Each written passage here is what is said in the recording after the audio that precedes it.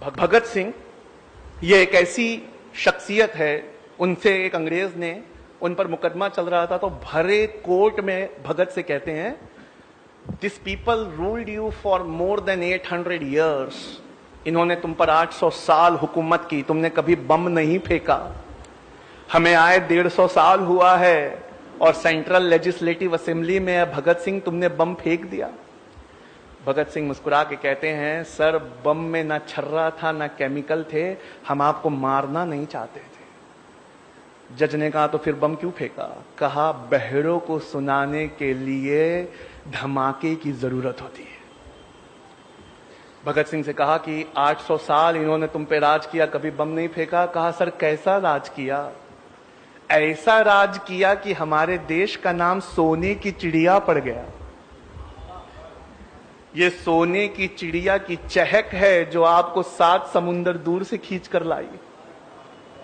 और 150 साल आपने कैसा राज किया, एक लाइन में बताना चाहूं। और भगत गजब के विद्वान थे। भगत कहते हैं 150 साल आपने कैसे राज किया? अगर एक लाइन में कहना चाहूं तो आपने एक स्पंज की तरह राज किया। ये स्पंज गंगा के किनारे से हीरे मोती चूस कर ले जाता, और जब इसे थेम्स, लंदन में नदी है, थेम्स के किनारे निचोड़ा जाता तो दौलत बरसने लगती। ये जो दौलत आप यहां से भिगा भिगा कर ले गए हैं, सारे कल कारखाने और औद्योगिक क्रांति उसी से आई। और इन्होंने कैसा राज किया? इन पठानों और मुगलों ने इसे अपना घर बना लिया, इसी की धूल में अपने आप को मिला दिया, और जो पैसा यहां से लिया यहीं खर्च कर दिया। पेज नंबर है 169, बुक का नाम है ग्रोवर एंड ग्रोवर। आप भगत सिंह के इस बयान को वहां पढ़ सकते हैं।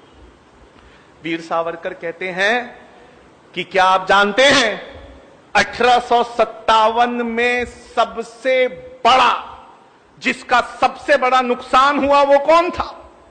वो थे आखिरी मुगल बादशाह बहादुर शाह जफर। वीडी सावरकर लिखते हैं कि मैंने जॉन निकलसन की किताब से इस चीज को कॉपी किया है कि जॉन निकलसन ने लिखा कि हमने सवेरे बहादुर शाह पर यह जोर डाला कि आप नाश्ता करिए। बहादुर शाह ने कहा हमें खाने की तबीयत महसूस नहीं होती, क्योंकि रात को हमने उनकी आंखों में पॉइजनस ऑइंटमेंट लगाया था। पॉइजनस ऑइंटमेंट लगाने से वो हल्के हल्के नाबीना होना शुरू हो गए थे, क्योंकि इस्लामिक लॉ में एक अंधा इंसान राजा नहीं हो सकता। हमने जोर डाला, नहीं आप नाश्ता करिए। और जब उनके मर्जी के खिलाफ नाश्ता लाया गया तो लाल कलर के मखमल से ढके हुए 3 कटे हुए सर दिए गए। 2 उनके बेटे के थे, 1 उनके पोते का था। ये जुल्म और सितम जब आपने सहा है तो यह टॉपिक उठता कहां से है कि मुसलमानों का जंगे आजादी में क्या योग